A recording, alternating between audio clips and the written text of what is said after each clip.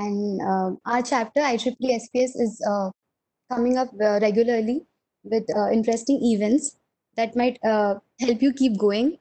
So this is almost the end of our webinar session. Tomorrow being the last day, we have tomorrow we have the webinar on Simulink. So it's going to be a good one. So do attend it. It's the last one, and it's already 4:08. So we'll begin. And if there's something you want to talk about or you want to discuss about, you can write it down in the chat box. I'll be checking the chat box. Someone was raising hand, so if there's something, you can write it in the chat box. Am I audible? Guys, can you hear me?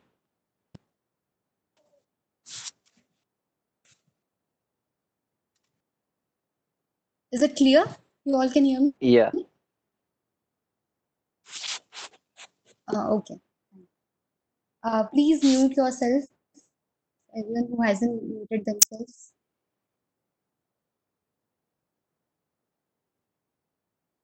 So, without further ado, let's get started with our topic. Okay. So, let's get started with the topic. So, yeah, we all have come across various technological terms, be it Arduino, be it machine learning, be it deep learning, especially people from engineering domain. We all must have come across various technological terms. And, people in their first year, or, or they can be people from second year or third year, like who are not very aware of these technological terms, right? Even like we come across these terms, we hear people talking about these, and we're like, we don't know what's going on. We're like, we feel like we're stuck behind, right? We feel like what's going on, and this compels us to get into this. We're like, we want to get into this, and somehow, okay, we get into this. Fine, we start. Uh, you guys are getting me right. You can just write in between the chat box. I'm audible,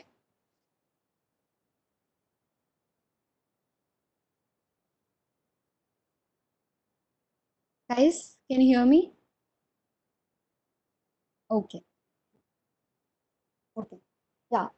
So, okay, somehow we get into this, be it machine learning, be it anything. We don't know what's the purpose behind it, or we don't know what's the motive behind it, and somehow we get into it. And then fine, we keep going, and then there might be a point where we might get stuck, or we don't know, like we don't understand something. So at that point, we feel like, why are we doing this, right? We do feel like that. What's the motive, and will I be able to complete it? And then, yeah. So then we just lose all our interest, and all our all our hard work goes into vain. So according to me, it's always better to start from the very beginning. Like you should know what's the purpose behind it, what's the motive, what its current applications, how it's going to be useful in the future, what are the skills required for it, and do you have the skills for it, and how to get into it. So I think it's important to know that, and it will be very easy for you started if you know all these, and we you can complete it, if you know all this. So today I'll be introducing you to the world of artificial intelligence. So from here, if you like it, you can you'll have this motivation of exploring it by yourself. So I'll start with the introduction.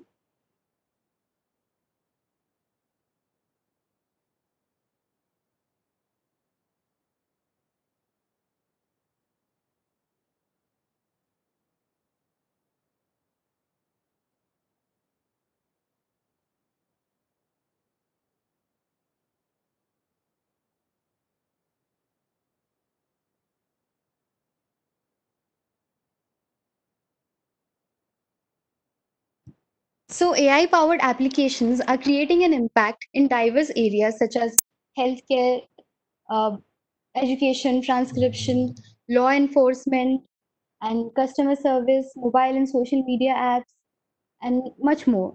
Also, currently, they're actively used in the fields like robotics and automation, where AI is making it possible for the robots to perceive the unpredictable environment around them in order to decide on the next steps.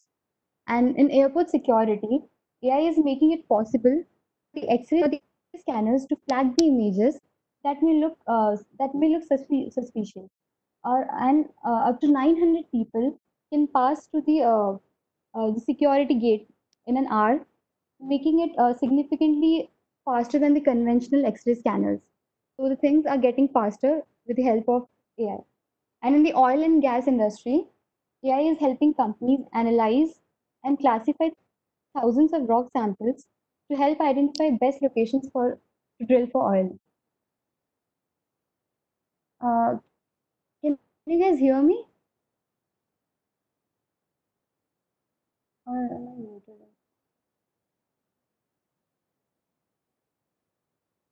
Okay. Yeah. So this was the introduction. So these are the fields where it is currently used. And so I'll tell you first of all what all topics I'm going to cover today. So first of all, this was the current applications.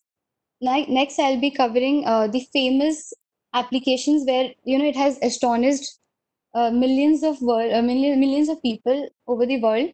And then I'll be telling you about the useful terms and terminologies related to AI, which you'll be hearing every now and then once you begin with it.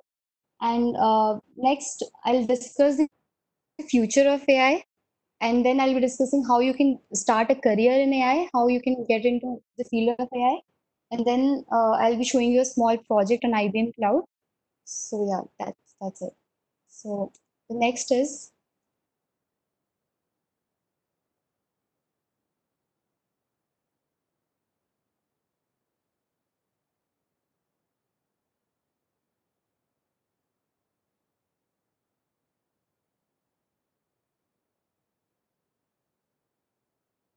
yeah. So now we'll be discussing some of the famous applications of AI from IBM. So Watson, you must be thinking what Watson is. So Watson is a question answering computer system which is capable of answering questions which are posed in natural language. And it was introduced in 2010, and it's named after the founder and CEO of Watson, Thomas J. Watson.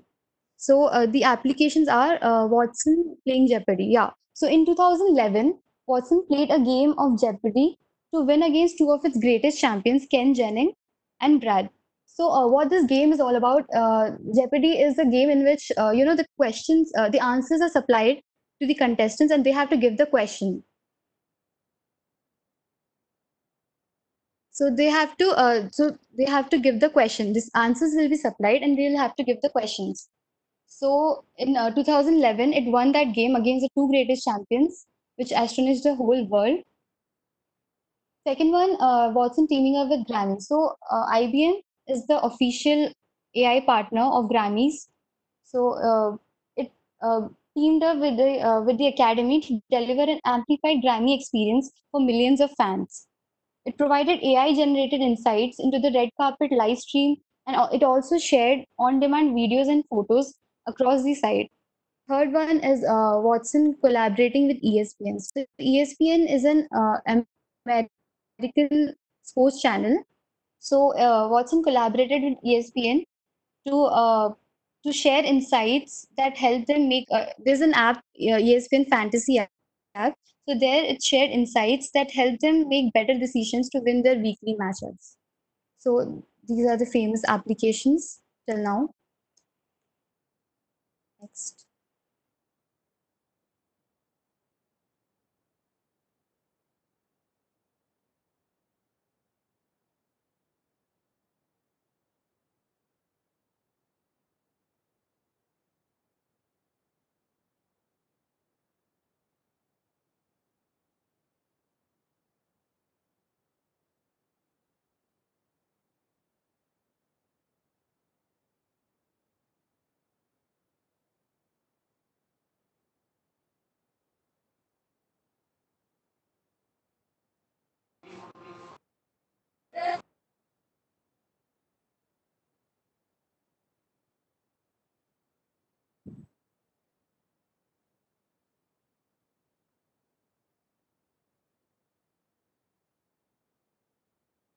Yeah, so now we'll begin with some of the terms and terminologies related with AI.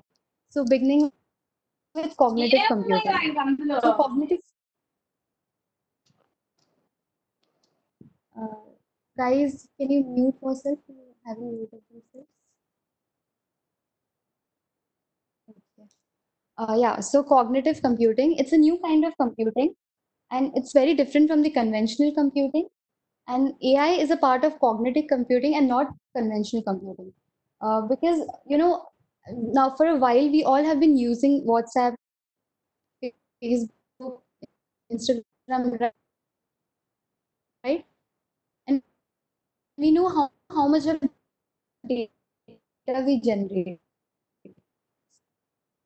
So dealing with such a huge data with conventional computing is hard task.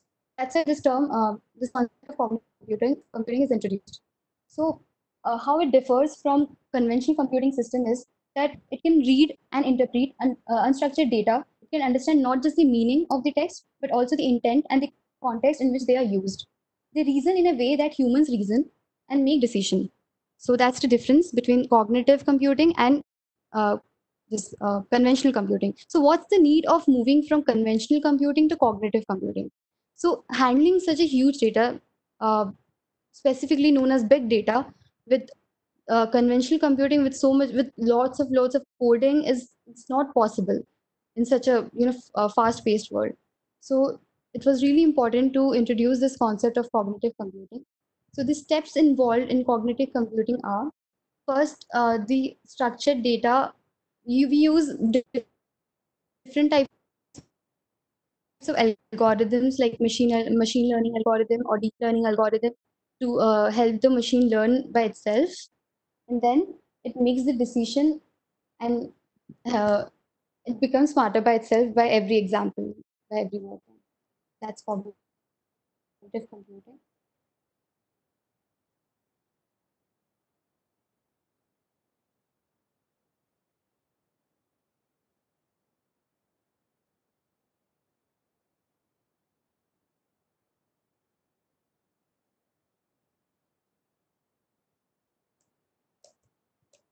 Sure.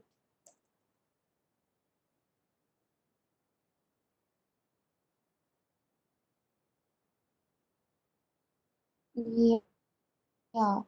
So the next is AI, machine learning, deep learning, and neural networks. So first, let us know the definitions of all of these. So artificial intelligence is a branch of computer science that deals with simulation of intelligent behavior. For example, problem solving or manipulating the data. Machine learning, and usually what people think is they all are the same, and they use these terms interchangeably, but that's not right. They all are different, as you can see in the image in the diagram, that one is a subset of another. It's not the same.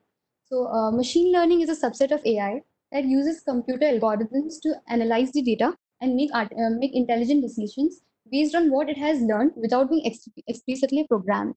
Deep learning is a specialized subset of machine learning that has layered neural networks to stimulate human-like thinking. So I'll tell you what neural network is. So neural network, it takes inspiration from the biological neuron. You know the neuron model which has dendrites and axon, right? How the brain works.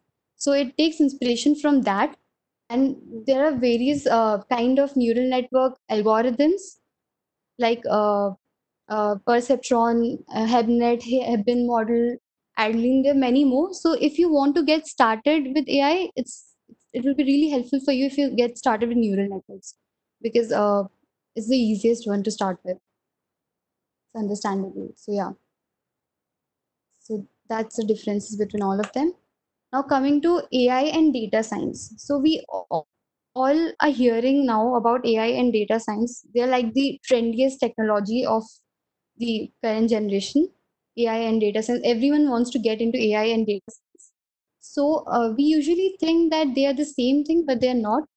Also, they're not very different from each other. But actually, data science is more business oriented. So data science is a process and method for extracting knowledge and insights from large volumes of data It's an interdisciplinary field which involves mathematics, statistical analysis, machine learning, and much more. Data science is a broad term that encompasses entire data processing methodology. So it's basically data processing methodology, while AI includes everything that allows the computer to learn by itself and make intelligent decisions. So the one thing that's common between AI and data science is big data. So both of them deal with big data, that is significantly large volumes of data. So that's data science and AI. Next, we'll be discussing about machine learning. So what is machine learning? As I said, machine learning, as the term suggests, that the machine learns by itself, right? So machine learning relies on defining behavioral rules by examining and comparing large data sets to find the common patterns. So the data sets involved in machine learning are there are different three types of data sets which are involved in machine learning. One, training data, second, validation data, and third is test data set. So training data set, the data, yeah,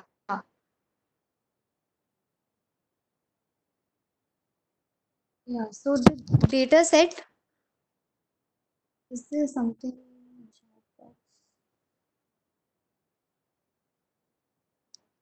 Sorry, yeah. So machine learning, as I said, machine learns by itself, and the data sets involved are training data set, validation data set, and test data set. So in training data set, the data that we provide to the machine for for training itself, that is training data set. Validation data set, the data which we give to the machine to check for some error or the bias or the weight or the correct weight. If you get started with machine learning, then you'll come across these terms, bias and weight. So basically, it's for error detection. We use this validation data set, and then finally you have the test data set. So that is used for when finally the model is ready.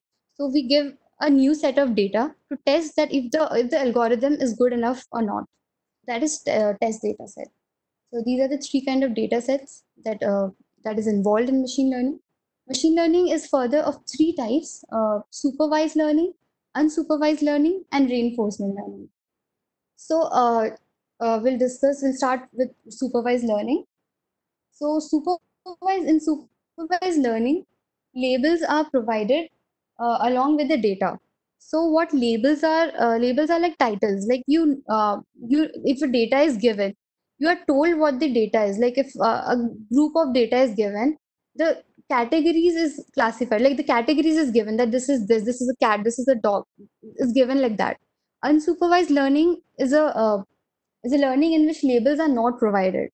So you like the machine learns by itself. It tries to know itself what the data is. The main difference between supervised and unsupervised learning is that supervised learning has a target output. Like one, if you give an input, then you have to give a target output. So supervised learning model will try to get an algorithm. It will try to produce an algorithm to get the target output. So it basically determines the algorithm. In unsupervised learning, it learns by itself. The machine learns by itself. So you don't need to give a target output. You just have to give the input. So it itself determines what are the possible outputs and what algorithms can be used for that. So these are further divided into supervised learning is further divided into classification model and regression model, and unsupervised learning is divided into clustering and association and anomaly detection. So if you start machine learning course, then you can get into all this. And reinforcement learning, it relies on providing data and constraints that lets the model learn how to achieve the desired results. So basically, this model is used for gaming purpose, like the computer playing chess or computer playing Ludo. In that reinforcement model is used because by trying different combinations of allowed action, it gives a reward or a punishment depending on whether the decision was a good one or not. So that's what happens in a game, right? So this is used in gaming, reinforcement learning. So next,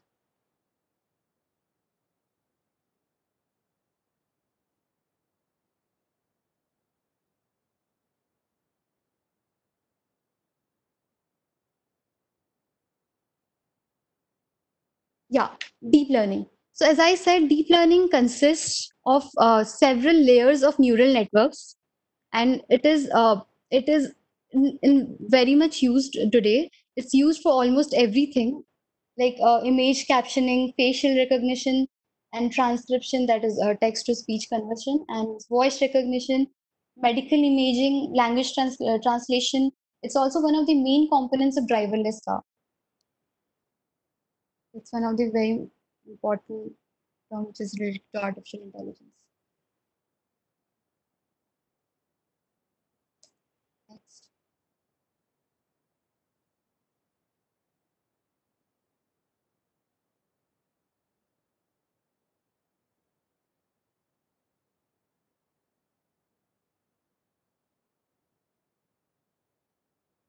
Yeah. So now I'll be discussing with you some of the most common applications of AI. So natural language processing, speech synthesis, and computer vision are some of the most common applications of AI. So what is natural language processing? So NLP is a subset of AI that enables the computers to understand the meaning of the human language. So not just the language, like not just the text, but also the intent and the context behind it. So that's NLP. And speech synthesis, it enables the computers to create natural sounding voice models. And the last one, but the very important one, is computer vision, which enables the machine to identify and differentiate objects in images the way humans do. So I'll be discussing a very important part of computer vision, that is self-driving cars. So self-driving car, it is an application of AI that can utilize NLP, speech synthesis, and most importantly, computer vision. So the working logic. So how it works.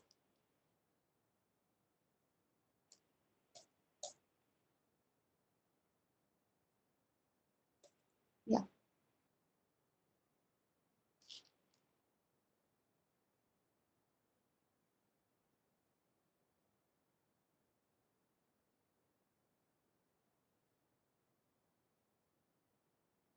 So self-driving cars, they rely on hardware and software to drive down the road without user input.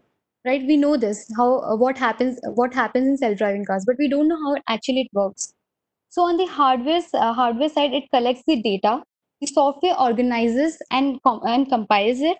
On software side, the input data will normally be processed through machine learning or deep learning algorithms, and then it's so that's how it works. I'll be showing you the detailed working.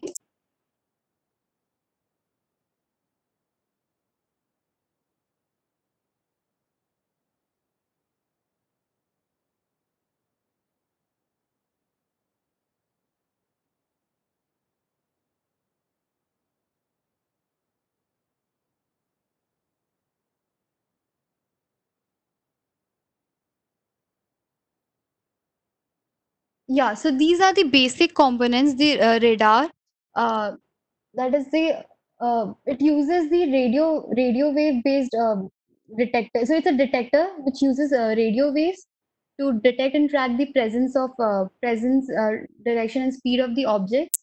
Then this is the light sensor which detects and ranges the light, like uh, it it depth perception information, gives the depth of perception information to the car, and receives the reflection of data, and it's similar as radar, but then it works on light. It helps to create 3D models of surrounding objects. Next is camera computer vision system, and then we have complementary sensors like microphones, and then connectivity such as GPS, etc. And then we'll talk about the software parts. Yeah. So these are the software parts, the algorithms which I was talking about, machine learning algorithms, regression algorithm for object detection, decision making algorithm for making decisions, pattern recognition algorithm for uh, object recognition and to finding common patterns in the data set, clustering algorithm to cluster the same kind of data type into different groups based on the common properties. Then safety issues which are there in the driverless car. So if the weather condition is not very good, such as if there's some fog or something, so it might fail. Second is unpredictable behavior in humans, like if there's some unpredictable behavior in the in pedestrians or animals, so it can cause the self-driving cars to misinterpret the action and fail. Next, we'll be discussing about the issues and concerns around the AI. So, ethical concerns, yeah. So, as far as ethics is concerned, ethics is, according to me, it's not a technological problem. It's a human problem, right? The technology, the computer, it works how humans model it, how humans, how humans order it to work. So, it's a human problem. It's not the technological problem. And for example, imagine there's a self-driving car, and it has an option to, there's some situation where it has to enjoy the another person on the road, or the person in the car, or a pedestrian. So what would it do, right? So even humans will fail at this situation. Second one, bias concerns. Yeah. So we need to be sure that the data that we feed into our AI systems does not have any kind of bias. It has been noted that the face recognition system works quite faster with the lighter skin like people. So that kind of bias, people are working on it. So it shouldn't be there. So that is the bias concerns. So the aspects of AI that helps people perceive it as trustworthy are transparency, accountability, privacy, and lack of bias. Right? We all expect all this, like there should be data safety and there shouldn't be any kind of bias. There should be transparency. That's all. This is all we expect from our AI systems. Next will be discussing about augmented intelligence and artificial intelligence. Yeah. So we usually get confused what these two mean, augmented and artificial. Are they the same or are they completely different? So actually the working of both of them is same. Both of them mean the same thing, but the concept is different. Augmented intelligence is an alternative conceptualization of AI, which focuses on AI's assistive role, and it emphasizes on the fact that cognitive technology is designed to enhance the human intelligence rather than replacing it. So you might have heard people saying that in the coming years it might happen that computers may overtake us, or it will rule on us. So we don't want that. So we, rather than artificial intelligence, we should focus on augmented intelligence, because it it is designed to enhance the human. Its concept is that it is used for enhancing the human intelligence rather than replacing it. That's what we all want. Next, I'll be discussing with you the future of AI, like how it's going to be in the next 20 to 30 years, how it's going to look like. So we expect a symbiotic interaction. That is, as I said, that we don't want the computers to rule over us. So there should be a symbiotic or mutual relationship between the computers and the humans, so that they collectively work to solve a problem. And till now, we have seen that how important AI has become, and how much easier it can work, how much easier it can make our work in every industry, from oil and gas to healthcare to media to entertainment to retail. Like everything is swamped by tsunami of unstructured data. So AI is making it easier to deal with such huge data. And in medical field, how it can be helpful is we can combine the image analysis with the natural language understanding. I talked about natural language processing and text analysis. Then we can take the medical literature. Then we can take the patient's medical history data, The physician now has got a lot more information and knowledge at their disposal to make the best diagnosis possible, right? So now major areas in which AI will develop quickly. Yeah. So unsupervised learning and natural language processing are the areas in which AI will develop really very quickly in the coming years. And DeepMind is a AI company which is acquired by Google. It was acquired by Google in 2014. So now our future with AI. Yeah, AI, as we all know, like by what I have been discussing, that AI can automate the decisions, the processes and experiences, but AI is not magic. The truth is, there's no AI without IA. IA is, information architecture. So without any information architecture, there can't be any AI. The AI ladder. Yeah. So how the AI works with the data. It first begins with modernizing the data. So modernizing all of our data, which is on a single platform that runs on any cloud. So we have to modernize the data. Then we have to collect the data to make it simple and accessible. We have to think about the models that we need to train. Second is organizing the data to create a business ready analytics foundation for those AI models. Then we have to analyze the data for the trust and transparency. And once we can really trust our data and the AI that we can deploy, then we can realize its full value inside the apps and the processes in which it will be used.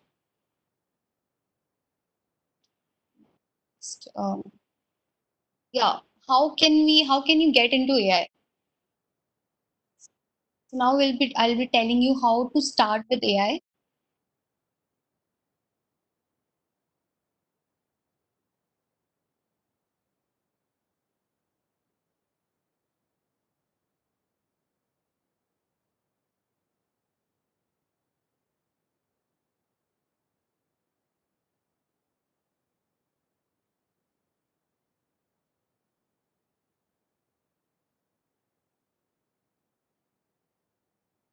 Sorry, guys.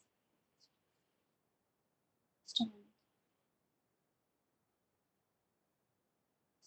So we were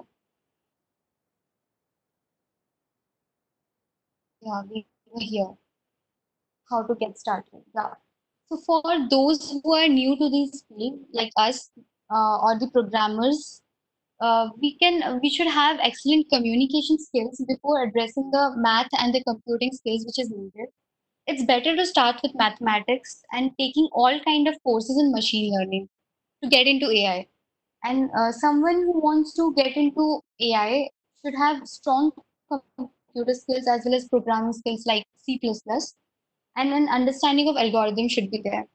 And uh, any kind of if you get any kind of hands-on training, that would be really helpful.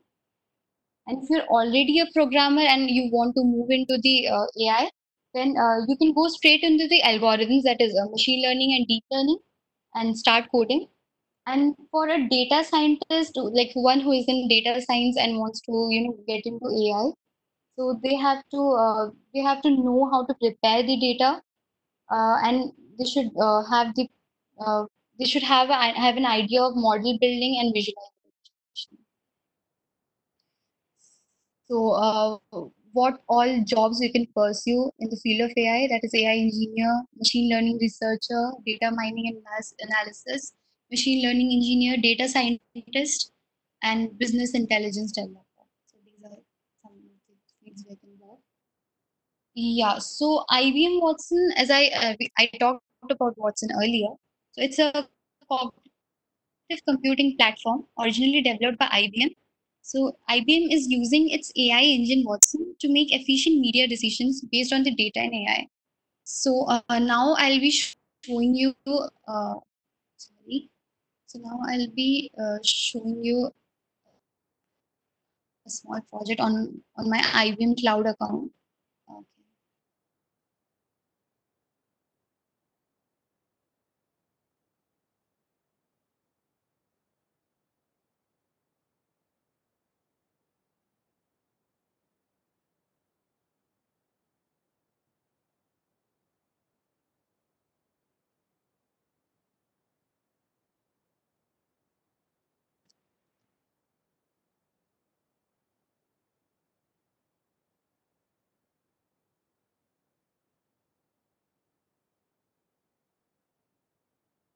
Guys, can you see my screen?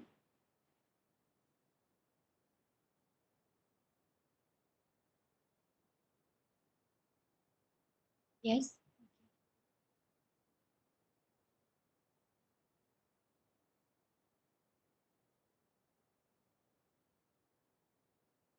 So now we're getting into IBM Cloud.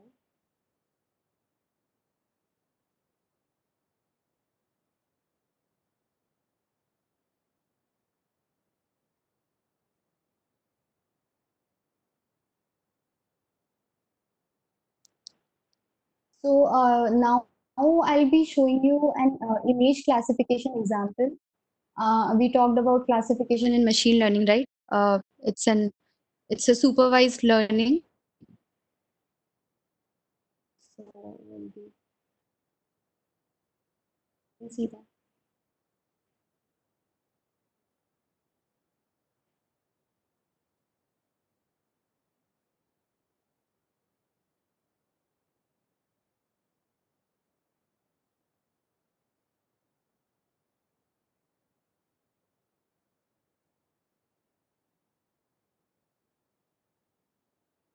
Everyone can see my screen, right?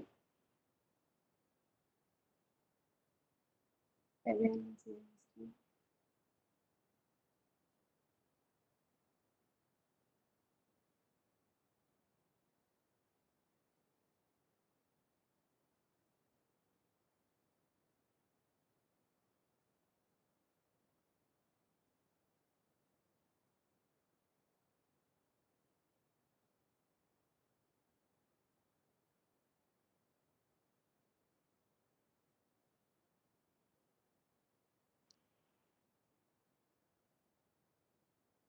So now we'll see an example of image classification. Basically, the AI system, the Watson, it will try to classify the image which I'll be providing to it.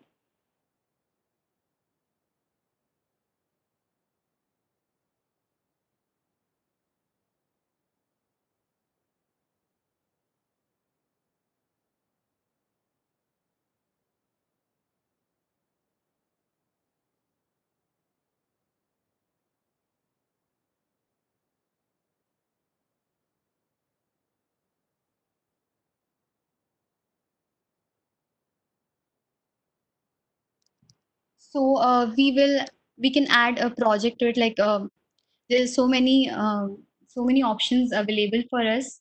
You can see machine learning, deep learning, natural language classifier. So now, as I said, I'll be showing you the classifying images example. So this is visual recognition,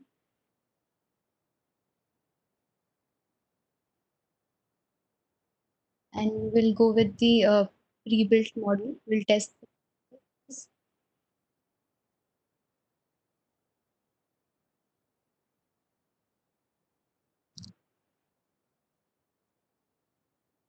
So we will test. Now I'll add an image, a picture.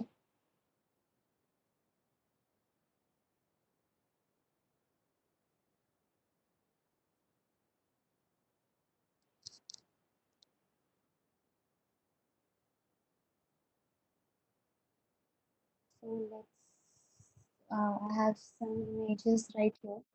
This is a painting made by my sister. You can check this out too. Okay, let's begin with this. Let's see how Watson classifies it, if it's able to classify it or not.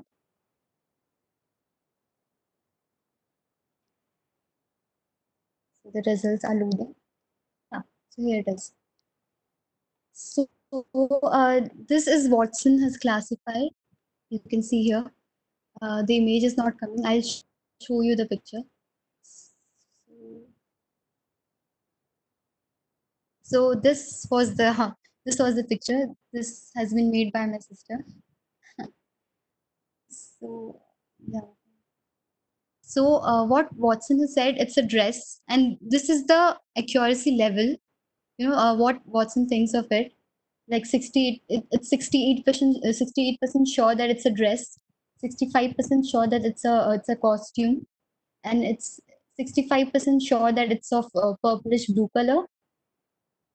So, and so it's very pretty much sure about it. You can see it's above 50% sure about everything. So, tell me in the chat box, what do you guys think about it? Like, did Watson did a good job in classifying it? We'll also try it with some other images which I have. What do you guys think? That did it do a good job? Okay. So should I try it with another image? You want me to try it with another image? Okay. Yes.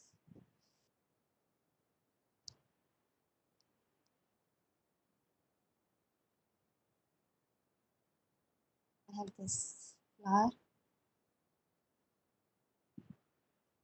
Let's see. Okay. See. Rose plant. It's 82% sure that it's a rose and 82% sure that it's a plant. This is the accuracy level on the right side, and on the left side is the classes, the Watson thought it is. Yeah. So 64% is sure that it's pink color. So what do you guys think? Did it do a good job? Are you satisfied with its classifications? The way Watson classified the image? Are you guys satisfied? Yeah. Okay. I have one more trick. Let's try with that too. So even you guys can create your own IBM Cloud account and try not only this Visual Studio but everything, the natural language processing and everything. Okay, right. Let's try it out with this, see what it has to say. Blue color, 98% it's sure that it's blue. Building, nature, house. Yeah. So how did you guys find it, the working of Watson? So that was the project which I wanted to share with you. Now coming back to yeah. So that was the project which I wanted to show you on IBM Cloud. So you all can also create your own IBM Cloud account and can, try out all the features which they have, the AI features. Yeah. So, guys, that's all I had in store for like discussing with you all. And now, if there's something you want to talk about or discuss about, you can tell me. Thank you so much for your patience and listening to me. Also, now we can discuss if there's anything you want to discuss, and we'll be sharing a feedback form with you guys. So uh, please do fill that. Uh, so, guys, is there something you want to discuss about or you want to tell? Also, if you guys are interested in AI now, you can, as I said, you can start with machine learning, deep learning. There are various courses available out there. So begin with it.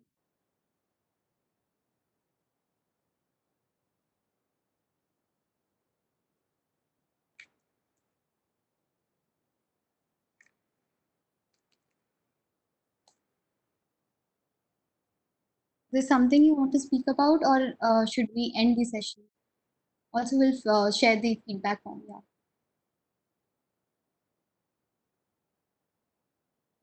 Available courses to start with ML. Okay. There are many courses to start with ML. Coursera, you can check out Coursera courses for machine learning. Coursera is a really good site. Just go to Coursera and type machine learning. There'll be plenty of courses on machine learning. And I'm planning to do one. So yeah, let's check on Coursera. If I get Shweta, right, I'll tell you something.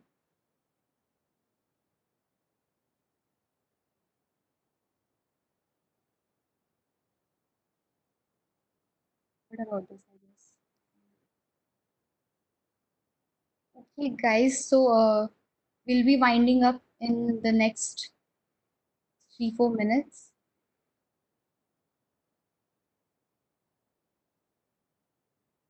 Okay, fine. So, Shweta, you have your answer. I just answer it. We can check it out. So we'll be winding up soon. Thank you so much, guys, for coming, for listening, for your patience. Thank you.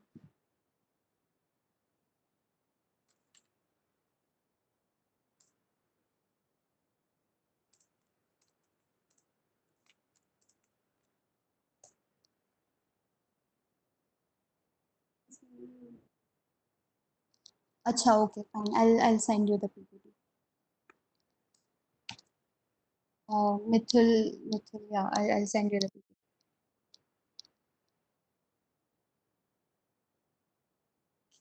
I'll be sharing the.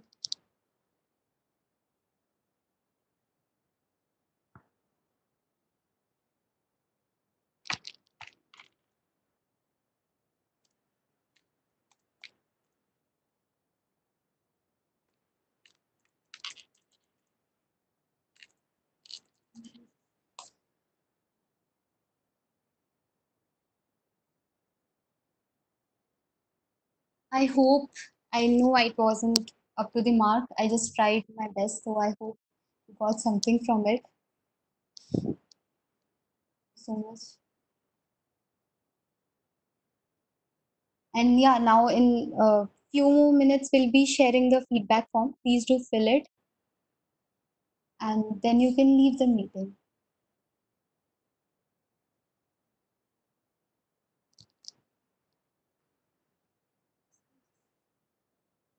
Okay.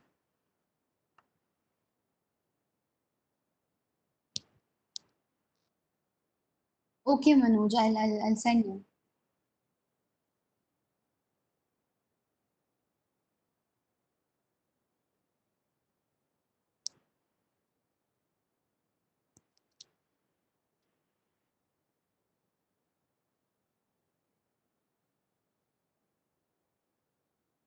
Okay. Yeah, yeah, that's true. Apply financially.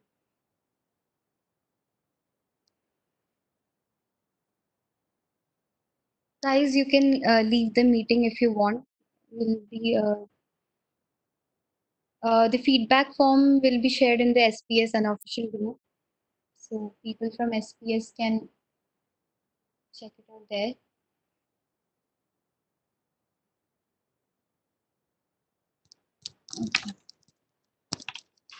Uh, Guys, I'll share my email ID with you all. Okay. So I won't remember Manoj and someone else was there. So please mail me and I'll send you the PPT. Okay. I'll write my mail ID.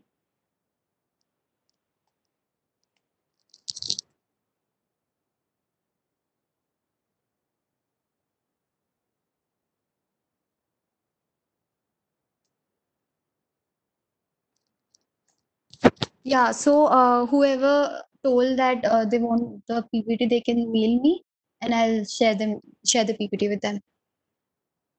Okay. So guys, you can leave the meeting and feedback form will be shared in the SPS and official group.